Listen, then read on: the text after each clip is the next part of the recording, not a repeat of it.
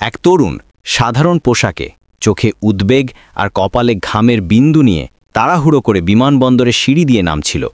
তার কাঁধে ঝুলছিল একটা পুরনো ব্যাগ, আর হাতে শক্ত করে ধরা ছিল একটা টিকিট, যেন তার জীবনের সব আশা আকাঙ্ক্ষা ওই ছোট্ট কাগজের টুকরোটির মধ্যে বাঁধা। দ্রুত পা চালিয়ে সে বিমানবন্দরের গেটের দিকে এগিয়ে যাচ্ছিল। কাঁপা ঠোঁটে ফিসফিস করে বলছিল, হে ঈশ্বর, শুধু সময় মতো পৌঁছে যাই।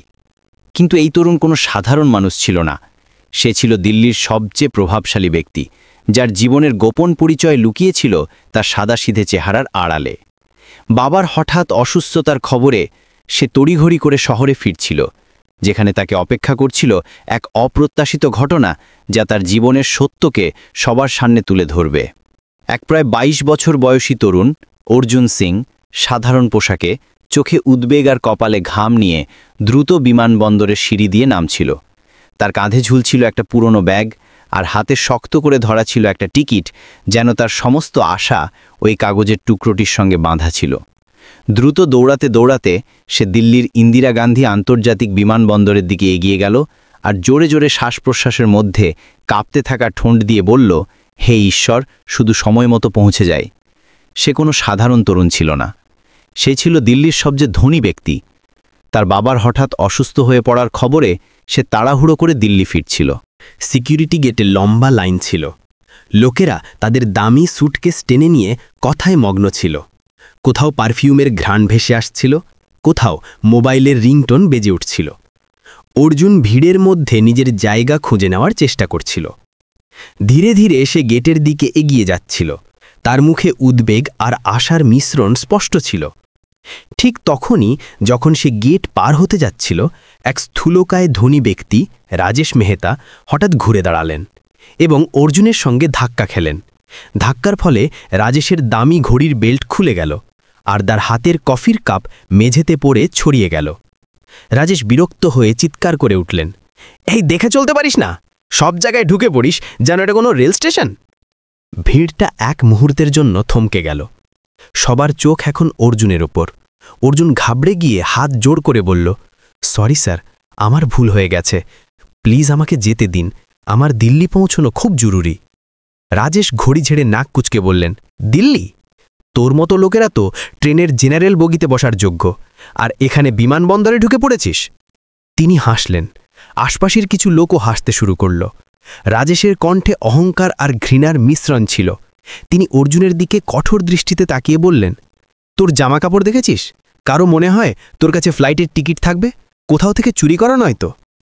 অর্জুন পকেট থেকে টিকিট বের করে দুহাতে ধরে আসতে বলল, না স্যার, এটা আমার টিকিট, আমি নিজেই কিনেছি, শুধু আমাকে সময় মতো যেতে দিন, খুব জরুরি কাজ আছে। রাজেশ টিকিটটা তার হাত থেকে ছিনিয়ে নিলেন। একবার দেখে হো হো করে হেসে উঠলেন, বিজনেস ক্লাস? হা হা হা হা, বেটা, এত সাহস কোথা থেকে পেলি? কোনো ইন্টারনেট ক্যাফে থেকে প্রিন্ট করেছিস, নাকি কোনো ধনীর টিকিট চুরি করেছিস? ভিড়ের মধ্যে কিছু লোক হাসতে লাগল। কেউ কেউ মোবাইলে ভিডিও তৈরি করা শুরু করল। অর্জুন শুধু মাথা নিচু করে দাঁড়িয়ে রইল। তার চোখে লজ্জা নয়, বরং এক অদ্ভুত শান্তি ছিল, যেন সে জানত এসবই সময়ের খেলা। রাজেশ সিকিউরিটি গার্ডকে ইশারা করে বললেন, গার্ড, এর টিকিটটা চেক করো, আমার মনে হয় না এটা আসল, আজকাল ঠগরা সব জায়গায় পৌঁছে গেছে। সিকিউরিটি গার্ড টিকিট স্ক্যান করল। সিস্টেমে কয়েক সেকেন্ড লোডিং হলো, তারপর স্ক্রিনে সবুজ আলো জ্বলে উঠল, বৈধ বিজনেস ক্লাস টিকিট। ভিড়ের মধ্যে নিস্তব্ধতা নেমে এলো। রাজেশের মুখের হাসি এক মুহূর্তে মিলিয়ে গেল। তিনি অপ্রস্তুত হয়ে বললেন, এটা কিভাবে সম্ভব? এই টিকিট আসল হতে পারে না। গার্ড বলল, স্যার, এটা আসল, আর এর নাম ফ্লাইট লিস্টেও রয়েছে। এবার সবাই অর্জুনকে অন্য দৃষ্টিতে দেখতে লাগল। কেউ কেউ ফিসফিস করে বলল, সত্যি বিজনেস ক্লাস? একে দেখে তো মনে হয়নি। রাজেশের মুখে রাগ আর অপ্রস্তুতের মিশ্রণ। তিনি রেগে টিকিটটা টুকরো টুকরো করে ছিঁড়ে মেঝেতে ফেলে দিলেন। এখন তো যাবি না, এই জায়গা তোর মতো লোকদের জন্য নয়। অর্জুন নিচু হয়ে ধীরে ধীরে টিকিটের টুকরোগুলো কুড়িয়ে নিল। কিছু মুহূর্ত চুপ করে রইল, তারপর শান্ত স্বরে বলল, 2 টাকা রোজগার করে নিজেকে ধনী মনে করেন? আপনি আমাকে চেনেন না, খুব বড় ভুল করছেন। চাইলে আমি আপনাকে 2 মিনিটে বরবাদ করে দিতে পারি। তার কথায় গোটা পরিবেশে নীরবতা ছড়িয়ে পড়ল। লোকেদের হাসি থেমে গেল। অর্জুন ধীরে ধীরে কাগজের টুকরোগুলো সোজা করল। আঙুল বোলালো, যেন কোনো ভাঙা স্বপ্নকে জোড়ার চেষ্টা করছিল। তার চোখে সামান্য জল ছিল, কিন্তু অভিযোগ ছিল না। সে ব্যাগের চেন খুলে পাসপোর্ট বের করল আর সিকিউরিটির কাছে গিয়ে বলল, স্যার দেখে নিন, এটা আমার পাসপোর্ট, টিকিটটা আসল ছিল, শুধু ভুল করে ছিনে গেছে, প্লিজ আমার দিল্লি পৌঁছানো খুব জরুরি। সিকিউরিটি গার্ড, যে কিছুক্ষণ আগে রাজেশের ইশারায় হাসছিল, ঘড়ি দেখে হাই তুলে বলল, দেখো ভাই, টিকিট ছিঁড়ে গেছে, এভাবে ভেতরে যেতে দেওয়া যায় না, নিয়ম আছে। ড্যামেজ টিকিট হলে আবার কনফার্ম করাতে হয়। যাও, কাউন্টারে যাও। অর্জুন বলল, কিন্তু স্যার, আমার ফ্লাইট এখনই, আর কয়েক মিনিট বাকি, কাউন্টারে গেলে ফ্লাইট মিস হয়ে যাবে। গার্ড কঠোর স্বরে বলল, তাহলে মিস হয়ে যাক, আমাদের সময় নেই তোমার গল্প শোনার, ধনী লোকেরাও লাইনে দাঁড়ায়, তুমি কি এমন বিশেষ? অর্জুন কিছুক্ষণ চুপ করে রইল। ভিড় তার পাশ দিয়ে চলে যাচ্ছিল, কেউ হাসছিল, কেউ মাথা নেড়ে এগিয়ে যাচ্ছিল। বিমানবন্দরের কাচের দেয়াল থেকে আসা তীব্র আলো তার মুখে পড়ছিল, আর সেই আলোতে তার মুখ ক্লান্ত কিন্তু দৃঢ় মানুষের প্রতীক হয়ে উঠল। সে আস্তে বলল, স্যার, যদি বলি এটা আমার জীবনের সবচেয়ে জরুরি সফর, তাহলে কি বিশ্বাস করবেন? গার্ড হেসে বলল, সবাই তো এটাই বলে, কারো বিয়ে, কারো মায়ের সঙ্গে দেখা, কারো ইন্টারভিউ, কিন্তু এখানে নিয়ম সবার উপরে। ঠিক তখন রাজেশ পাশ দিয়ে বেরিয়ে গেলেন। তখনও হাসছিলেন। দামি স্যুটের কলার ঠিক করতে করতে বললেন, এখনও এখানে দাঁড়িয়ে? বুঝিসনি, এটা তোর মতো লোকদের জায়গা নয়। হুমকি দেওয়া সহজ, কিন্তু পূরণ করার ক্ষমতা তোদের নেই। যা, অন্য কোথাও ভাগ্য পরীক্ষা কর। অর্জুন তাকালো, কিন্তু উত্তর দিল না।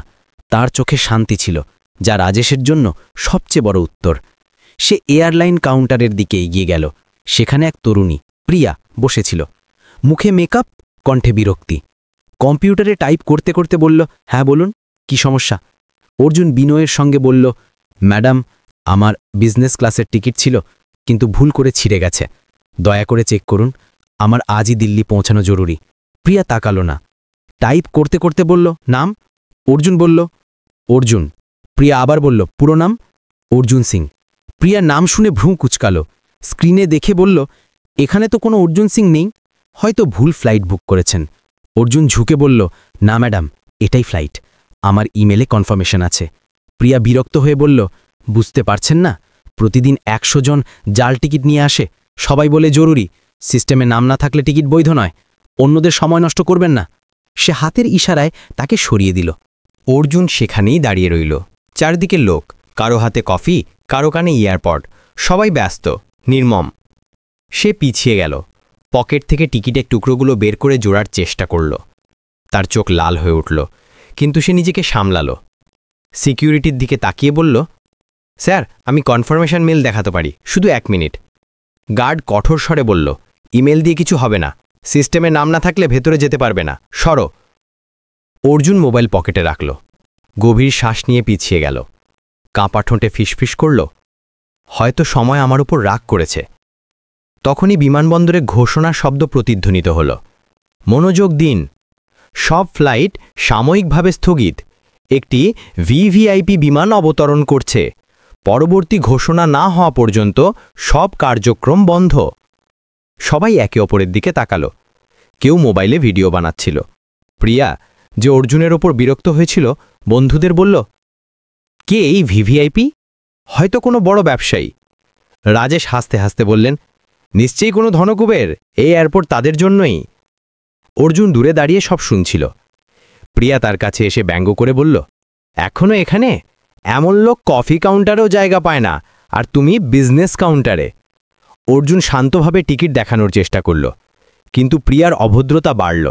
সে কঠোর গলায় বলল, সরো, তোমার দুঃখের কাহিনী শুনতে হবে না। অর্জুন বলল, ম্যাডাম, আমার টিকিট কনফার্ম। প্রিয়া হাসল। হঠাৎ হাত বাড়িয়ে অর্জুনের কাঁধে ধাক্কা দিল। ধাক্কায় অর্জুন ভারসাম্য হারিয়ে পিছিয়ে গেল। সিকিউরিটি গার্ড তাকে টেনে বাইরে নিয়ে যাওয়ার চেষ্টা করল। প্রিয়া বলল, দেখেছেন, আমি বলেছিলাম এমন লোক এখানে টেকে না, বের করো। অর্জুনের চোখে শীতল ক্রোধ ফুটে উঠল, কিন্তু সে নিয়ন্ত্রিত রইল। উঠে টিকিটের টুকরোগুলো হাতে চেপে প্রিয়ার দিকে তাকিয়ে বলল, তুমি ভাবছ আমি ছোট? তোমার হাসি কারো দুঃখকে ছোট করবে? প্রিয়া ও রাজেশ হো হো করে হাসলেন। রাজেশ বললেন, হাসিস না, এটা আমাদের পৃথিবী, তোর মতো লোক এখানে টিকবে না। অর্জুনের মুখ গরম হয়ে উঠল, চোখ জলজল করে উঠল। সে গভীর শ্বাস নিয়ে রাজেশের দিকে ঝুঁকে বলল, তুমি নিজেকে ধনী মনে করো? শোনো, প্রাচুর্য শুধু টাকায় নয়, আর এক ধাপ এগোলে আমি তোমাকে এক্ষুনি বরবাদ করে দেব। ভিড় চুপ হয়ে গেল। প্রিয়ার মুখে সন্দেহ ফুটে উঠল। অর্জুন ফোন বের করে একটা নাম্বার ডায়াল করল। কমান্ডিং স্বরে বলল, এয়ারপোর্ট কন্ট্রোলকে বলো ল্যান্ডিং ও ট্যাক্সি পরিষেবা বন্ধ করতে। পুরো টার্মিনাল বন্ধ করো, কাউকে আসতে যেতে দেবে না। কিছুক্ষণের মধ্যে সতর্কতার শব্দ বেজে উঠল। ঘোষণা এলো, সমস্ত গ্রাউন্ড অপারেশন স্থগিত। নিরাপত্তার কারণে সব বোর্ডিং, ল্যান্ডিং, জ্বালানি ভরা ও ট্যাক্সি পরিষেবা বন্ধ। যাত্রীরা বর্তমান স্থানে থাকুন। নীরবতা ছড়িয়ে পড়ল। লোকেরা মোবাইল দেখছিল। রাজেশের পায়ের নিচের ভরসা হারিয়ে গেল। প্রিয়া অসহায় বোধ করছিল। অর্জুন শান্তভাবে দাঁড়িয়ে রইল। তার মুখে না আনন্দ না অহংকার, শুধু কঠোর স্থিরতা। বিমানবন্দরের দরজা বন্ধ হয়ে গেল। বোর্ডে অপারেশনস হল্টেড ঝলসে উঠল। ভিড় ফিসফিস করতে লাগল। ক্যামেরা হাতে যুবক রেকর্ডিং থামিয়ে পিছিয়ে গেল। রাজেশ মাথা নিচু করলেন। প্রিয়া অপ্রস্তুতভাবে পিছিয়ে গেল। তার চোখে লজ্জা আর ভয়। অর্জুন ফোন পকেটে রাখল। টিকিটের টুকরোগুলো গুটিয়ে কাউন্টারের দিকে হাঁটল। এবার সবাই তার দিকে তাকাতে বাধ্য হল। সিকিউরিটি গার্ড হতবুদ্ধি। লোকেরা ফিসফিস করছিল, কে এই লোক? কিভাবে এয়ারপোর্ট বন্ধ করল? প্রিয়া কাঁপতে কাঁপতে বসেছিল। তার মুখে হাসি নেই, শুধু ভয়। তখনই মূল দরজা দিয়ে 4 জন কালো স্যুটে সিকিউরিটি অফিসার এলেন। তাদের পিছনে বিমানবন্দরের জেনারেল ম্যানেজার রমেশ শর্মা ঘাবড়ে অর্জুনের দিকে এগিয়ে গেলেন। রমেশ বললেন, স্যার, আমরা দুঃখিত, জানতাম না আপনি নিজে এসেছেন। আপনার সিকিউরিটি টিমকে খবর দেওয়া হয়নি। ভিড় স্তম্ভিত। রাজেশ তোতলাতে তোতলাতে বললেন, স্যার? কোন স্যার? রমেশ বললেন, ইনি অর্জুন সিং, স্কাইলাইন গ্রুপের মালিক। এই বিমানবন্দরের 70% পরিষেবা এর কোম্পানি সামলায়। নীরবতা আরও গভীর হল। অর্জুনকে আর গরিব ছেলে মনে হচ্ছিল না। তার মুখে কাঠিন্য, চোখে অভিজ্ঞতা। সে রাজেশের সামনে থামল, চোখ মিলল। রাজেশ মাথা নিচু করলেন। অর্জুন শান্তভাবে বলল, তুমি বলেছিলে এটা আমার জায়গা নয়। এখন বলো, কে এর আসল মালিক? রাজেশের ঠোঁট কাঁপল, কিন্তু কথা বের হল না। অর্জুন গার্ডের দিকে তাকিয়ে বলল, তুমি শুধু আমার নয়, এই ইউনিফর্মের অপমান করেছ। দারিদ্র বা সরলতাকে দুর্বলতা ভেব না। যে নিজের পরিচয় লুকিয়ে চলে, সে পৃথিবীকে আসল চেহারা দেখাতে পারে। তার কথা প্রতিধ্বনিত হল। প্রিয়ার দিকে ঘুরে বলল, তুমি আমাকে পোশাক দেখে ছোট ভেবেছ। কাউকে অবস্থা দিয়ে বিচার করো না, নইলে জীবন আয়না দেখিয়ে দেবে। প্রিয়ার চোখে জল। সে বলল, ক্ষমা করুন স্যার। অর্জুন বলল, ক্ষমা তখনই কবুল হয় যখন মানুষ বদলায়, কথায় নয়, কাজে। সে ফোন বের করে বলল, কন্ট্রোল রুম, সব পরিষেবা চালু করো। ঘোষণা এলো, সব অপারেশনস পুনরায় শুরু। বিলম্বের জন্য ক্ষমা প্রার্থী। বিমানবন্দরে ব্যস্ততা ফিরল, কিন্তু নীরবতা সবাইকে ভাবিয়ে তুলল। অর্জুন টিকিটের টুকরোগুলো দেখে হাসল। বলল, কখনো জীবন আমাদের ফেলে দেয় না, দেখায় কোথায় দাঁড়ানো উচিত। সে লাউঞ্জের দিকে হাঁটল। রাজেশ মাথা নিচু করে তাকে যেতে দেখলেন। ফোনে খবর এলো, স্যার, আপনার বাবার শরীর ঠিক আছে, চিন্তা করবেন না। অর্জুনের মুখে হাসি ফুটল। বন্ধুরা, এই গল্পটি কেমন লাগলো কমেন্টে জানান, এবং কোথা থেকে দেখছেন সেটাও বলুন। পরের গল্পে দেখা হবে। ধন্যবাদ।